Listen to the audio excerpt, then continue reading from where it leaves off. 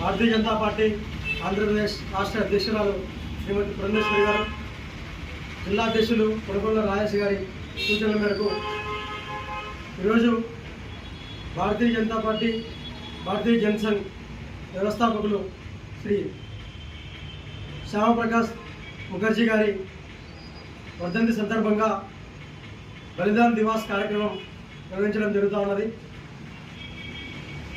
ఈరోజు సుందర కాశ్మీరం భారతదేశంలో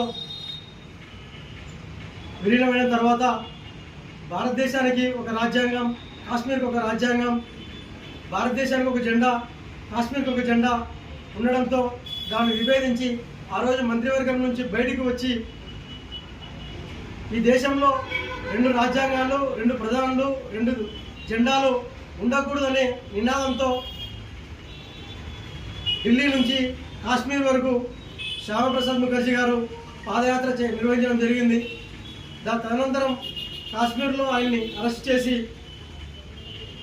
ఆయన లాకప్లోనే మరణించడం జరిగింది.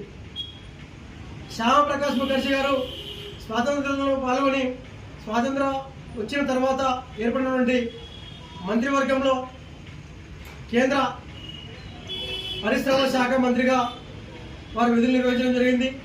ఆయనతో పాటు అంబేద్కర్ గారు మొదలైనటువంటి అనేక మంది జాతీయ నేతలు ఆ రోజు కేంద్ర మంత్రివర్గంలో ఉండడం జరిగింది.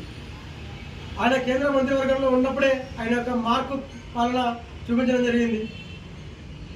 ఈరోజు ఓడరేవులు కావచ్చు, పోర్టులు కావచ్చు, ఇవన్నీ కూడా ఆయన సూచనల అనుగుణంగా ఆ రోజు చేయడం జరిగింది. కాంగ్రెస్, నెహ్రూ, గాంధీ యొక్క సిద్ధాంతాలను, ఆయన యొక్క ఆలోచనలు విభేదించి భారతీయ జనసంఘను ఆయన ప్రారంభించడం జరిగింది.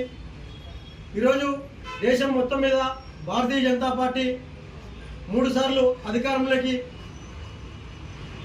వచ్చింది అంటే ఈరోజు ఆ రోజు ఆయన మొదలుపెట్టినటువంటి ఒక కార్యదర్శి చివరి వరకు భారతదేశంలో ఉన్నటువంటి చివరి పేదవాడి వరకు సంక్షేమ ఫలాలు అందాలని ఆయన తీసుకున్న నిర్ణయం కారణంగానే భారతీయ జనతా పార్టీ అంత్యోదయ కార్యక్రమం నిర్వహిస్తూ ఉన్నది. అటువంటి మహనీయుల ఆశయాలను భారతీయ జనతా పార్టీ కార్యకర్తలు ఎప్పటికీ కొనసాగిస్తారని ఈ సందర్భంగా భారతీయ జనతా పార్టీ కార్యకర్తలందరినీ కోరడం జరుగుతున్నది. ఇంకా వారి వర్ధంతి సందర్భంగా ఈరోజు 221 బూత్లో బలిదాన్ దివాస్ కార్యక్రమం నిర్వహించడం జరిగింది. భారత్ మాతాకి జై.